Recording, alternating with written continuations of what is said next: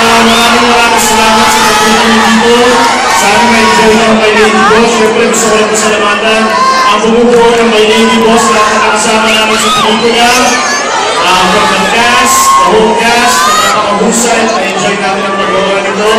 To the crew, sa lahat ng mga naghirap na staff and production ng My Lady Boss. And of course, our director, Mr. Jane Castro.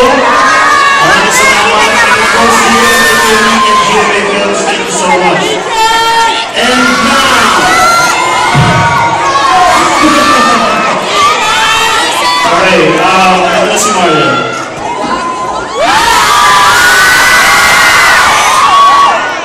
Hello, si Baby Girl. Ayan, sa lahat ng mga nandito, sana i-enjoy niyo yung pelikula. Sa mga dongyat, i-enjoy mo! Ayan, i-enjoy niya. At syempre sa mga bisita ko, mama ko, lola ko, mga tita ko, mga college friends ko, Ate Carol! Ayan. Ayun na, enjoy lang tayo! Yes,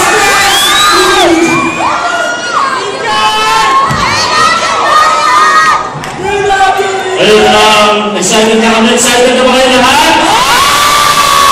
Yes, maraming salamat din sa pagpunta ng mga family and friends namin. Nandito ang family ko, parents ko nandito, mga kapatid ko, mga pagpunta.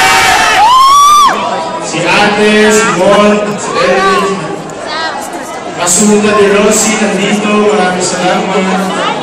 At marami pang iba. Sana ma-enjoy niyo yung pelikula.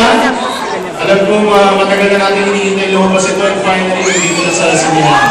So let's all enjoy. Maraming salamat sa inyo.